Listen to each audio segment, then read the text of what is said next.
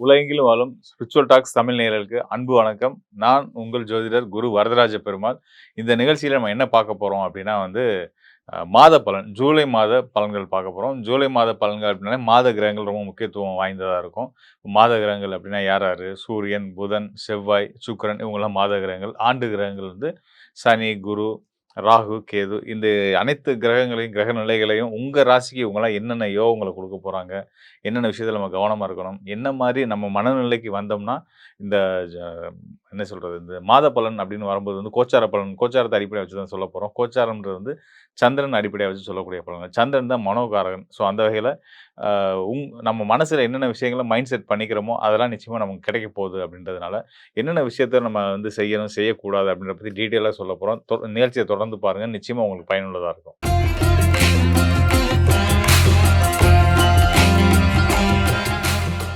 மீனராசி அன்பர்களுக்கு இந்த ஜூலை மாதம் சிறந்த யோக பலன்கள ஆண்டு கிரகங்களான சனி, குரு, ராகு, கேது மற்றும் மாத கிரகங்களான செவ்வாய், சூரியன், புதன், சுக்கிரன் எல்லாருமே சேர்ந்து நவ கிரகங்களுமே உங்களுக்கு யோக பலன்கள குடுக்க போறாங்க அப்படின்றத சொல்லிக்கிறேன்.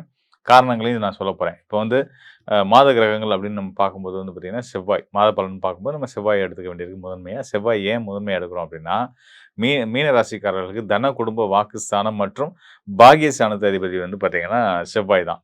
ஸோ செவ்வாய்ன்றது வந்து பாக்கியஸ்தானத்து அதிபதியா வந்து அவர் எங்க இருக்காருன்றத பார்க்கணும். இப்ப ராசிக்கு 3ஆம் இடம்னு சொல்லக்கூடிய ரிஷப ராசியில ஒரு சுபகிரகத்தோட வீட்ல, சுக்கிரனுடைய வீட்ல ரிஷப ராசியில இருக்காரு. ஸோ அப்படின்னும்போதே வந்து உங்களுக்கு கிடைக்க வேண்டிய நீங்க இவ்வளவு நாள் கஷ்டப்பட்டு எடுத்துக்கிட்ட முயற்சிகளுக்கான பலனா கிடைக்க வேண்டிய நற்பலன்கள் எல்லாமே நிச்சயமான முறையில ரொம்ப சுமூகமா வந்து உங்களுக்கு வந்து சேரப்போகுது அப்படின்னு தெரிஞ்சுக்கலாம். அதாவது தீராத கடன தீர்க்கிறதுக்கு, வாரா கடன் வர்றதுக்கான ஒரு அற்புதமான காலமா இருக்கு அப்படின்னு தெரிஞ்சுக்கங்க.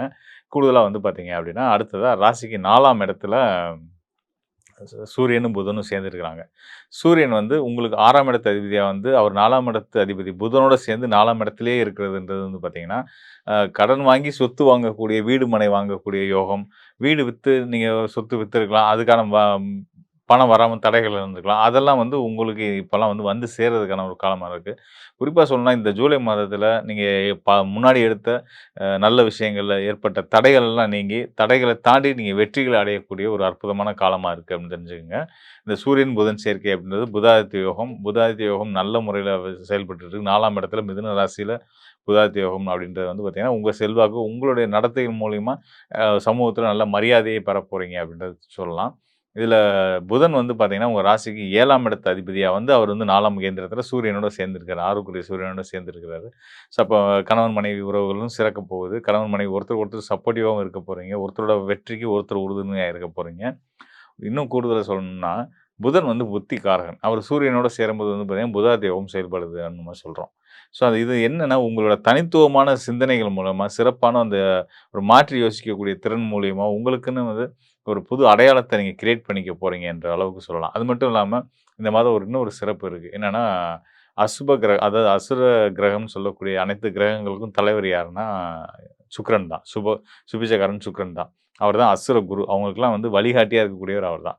அந்த அசுர குரு வந்து பார்த்தீங்கன்னா, தேவ குருவை ராசி அதிபதியா கொண்ட மீன ராசிக்காரர்களுக்கு யோக பலன்கள அள்ளி குடுக்குற ஒரு நிலையில இந்த மாதத்துல இருக்காரு. எங்க இருக்காரு அப்படின்னு கேட்டீங்கன்னா, அவர் வந்து உங்க ஸ்தான அடிப்படையில உங்க ராசிக்கு 3 மற்றும் 8ஆம் இடத்துக்கு அதிபதியா வந்து 6ஆம் இடத்துக்கு போறாரு. 3, 8 2மே மறைவு ஸ்தானங்கள், அசுப ஸ்தானங்கள் தான்.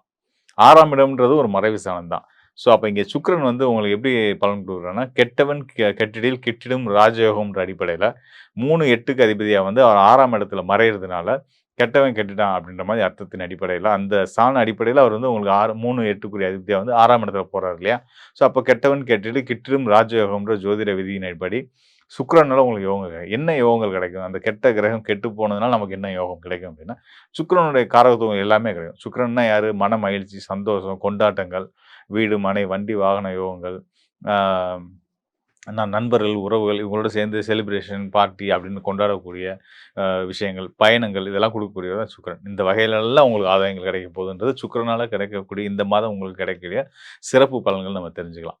கூடுதலா சுக்கிரன் வந்து 6ஆம் இடத்துல கேதுவோட இணைவு பெற்றிருக்கிறார். கேது வந்து ஞானகாரகன், அ மோட்சகாரகன் மற்றும் மங்களகாரகனும் கூட. அப்போ வந்து தடைப்பட்ட சுப காரியங்கள் நிச்சயமா நடக்கப் போகுது. அதுவும் குறிப்பா நீங்க விரும்பினவங்கள திருமணம் முடிக்கக்கூடிய ஒரு அற்புதமான காலமாவும் இருக்கு. அதுக்கான முயற்சிய இந்த காலத்துல நீங்க எடுக்கலாம். இந்த உங்களுடைய காதலுக்கான ஒப்புதல உங்க பெற்றோர்ட்ட வாங்குறதுக்கு, நீங்க தாராளமா இந்த ஜூலை மாதத்த பயன்படுத்திக்கங்க. பெரியவங்களும் நல்ல சந்தோஷத்தோட மனசு ஒத்துக்கிட்டு, உங்களுக்கு நல்ல விதமா திருமணம் முடிச்சு வச்சு, நீங்க வாழ்க்கையில சிறப்பா இருப்பீங்க அப்படின்றத தெரிஞ்சுக்கலாம். ஆ மேலும் வந்து பார்த்தீங்கன்னா, எல்லாருமே யோசிச்சுட்டு இருப்பீங்க. நமக்கு வந்து ஜென்மச்சனி நடந்துட்டுருக்கு. இவர் தெரிஞ்சு தான் நமக்கு நல்ல பலன் சொல்றாரா? இல்ல தெரியாம சொல்றாரான்னு நெனச்சுட்டு இருப்பீங்க. ஒரு ஜோதிடரா நான் அத உணராம இல்ல. நிச்சயமா ஜென்மச்சனி இருந்தா கூட, உங்க ராசிக்கு 5ஆம் இடத்துல உங்களுடைய ராசிநாதன் உச்ச பலம் பெற்று நிக்கிறார். நீங்க பலமா இருக்கிறீங்க. அதுவும் முழு பலத்தோட இருக்கீங்க. உங்கள யார் என்ன பண்ண ஒண்ணும் பண்ண முடியாது. ராசிநாதன் குரு பகவான் உச்ச பலம் பெற்று கடக ராசியிலருந்து அவருடைய பார்வை உங்க ராசிக்கே கிடைச்சிட்டு இருக்கு. ராசியில இருக்க சனி பகவானுக்கும் குருவுடைய பார்வை கிடைச்சுக்கிட்டு இருக்கு. ஸோ அப்படின்ற பட்சத்தில சனியால ஒரு துளி தொந்தரவும் இல்லாம, இன்னும் சொல்லப்போனா யோகம் தான் உங்களுக்கு கிடைக்க போகுதுன்னு தான் சொல்லணும். இப்ப சனி, குருவோட சுப கிரகமான குருவோட பார்வையில, குருவோட வீட்ல இருக்கக்கூடிய சனிக்கு, அ அந்த குருவுடைய பார்வையே கிடைக்குதுன்றபோது வந்து பார்த்தீங்கன்னா, சனி வந்து நீதிமான் இல்லையா? அப்போ ஒரு சுபத்துவ தன்மை பெற்ற ஒரு நீதி அப்படின்னா, உங்களுக்கு வாழ்க்கையில இருந்த இவ்வளோ நாள், இவ்வளோ காலம் இருந்த பிரச்சனைகளுக்கெல்லாம் நியாயமா உங்களுக்கு கிடைக்க வேண்டிய அ ஆதாயங்கள் நிச்சயமா கிடைக்கும் அப்படின்றத நம்ம அடையாளமா சொல்லலாம். கூடுதலா வந்து பார்த்தீங்கன்னா, உங்க ராசி மீன ராசி, நீர் ராசி. உங்க ராசிநாதன் குரு பகவான் ராசிக்கு 5ஆம் இடமான கடக ராசியில போறார். கடக ராசி ஒரு நீர் ராசி. அப்போ வெளிநாட்டு பயணங்கள், வெளிநாட்டு தொடர்புகள் இதன் மூலியமாலாம் உங்களுக்கு நல்ல ஆதாயங்கள் இருக்க போகுது. அதாவது வெளிநாட்டு வேலைக்காக போறது, வேலை மாறுதல் ஏற்பாடு முயற்சி பண்ணிட்டு இருந்தீங்கன்னா, அதில நல்ல செய்திகள் கிடைக்கிறது. மாணவர்கள் கல்விக்காக வெளிநாடு போணும்னு நினைக்கிறவங்களுக்கு, படிச்சுக்கிட்டே வேலை பார்க்குற மாதிரியான சூழ்நிலைகள் கிடைக்கும். ஸோ இது மாதிரியெல்லாம் நல்ல விஷயங்கள் நெறைய இருக்கு. கண்டிப்பா வந்து உங்க எண்ணங்கள பெரிதாக்கி, நீங்க வந்து அடுத்தடுத்த கட்டத்துக்கு நகர்றதுக்கு இந்த மாதத்தில திட்டமிடுங்க. உங்களோட திட்டங்கள் அனைத்தும் நிச்சயமா உங்களுக்கு பல நல்ல முன்னேற்றங்களையும், வெற்றியையும் குடுக்கும் அப்படின்னு உறுதியா நான் சொல்றேன். ஆக மொத்தம் வந்து பார்த்தீங்கன்னா, இந்த மாதம் ஒவ்வொரு ராசிக்காரர்களுக்குமே ரொம்ப சிறப்பான யோகங்கள அள்ளிக் குடுக்கக்கூடிய ஒரு அற்புதமான காலம் அப்படின்றத நிச்சயமா நீங்க உணர்ந்திருப்பீங்க.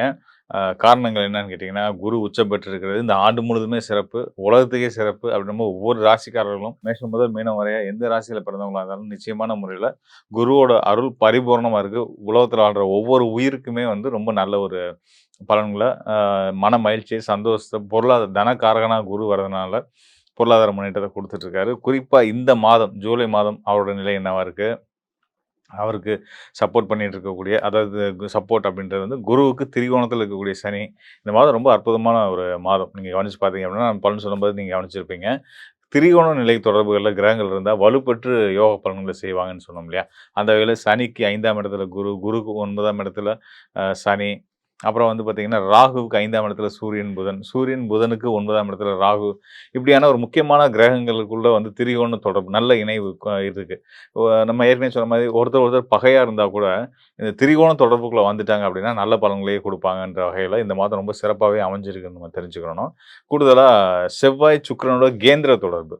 திரிகோண தொடர்பு எந்த அளவுக்கு ரொம்ப சிறப்பான யோக பலன்கள குடுக்குமோ, அதே அளவுக்கு கேந்திர நிலையில குறிப்பா செவ்வாயும், சுக்கிரனும் கேந்திர தொடர்புல வரக்கூடிய காலங்கள்ல வந்து பார்த்தீங்கன்னா, உன்னதமான யோகங்கள அந்த ஜாதகர்களுக்கு, அந்த ராசிக்காரர்களுக்கு கண்டிப்பான முறையில குடுப்பாங்கன்றத ஜோதிட விதி. அந்த அடிப்படையிலுமே முழுமையா சொல்லணும்னா, இந்த ஜூலை மாதம் ரொம்ப சிறந்த நிலையில இருக்கக்கூடிய கோச்சார நிலை இருக்கக்கூடிய ஒரு மாதமா அமைஞ்சிருக்கு. இது உலகத்துக்கே நல்லது. ஒவ்வொரு ராசிக்காரர்களுக்குமே நல்லது தான். இந்த மாதம் நம்ம செய்ய வேண்டியது சரியான முறையில திட்டமிடல் தான். இது வந்து திட்டமிடுறதுக்கான ஒரு அற்புதமான காலம். இந்த மாதத்தில இதத்தான் நான் செய்ய போறேன். இந்த இலக்க தான் அடைய போறேன்.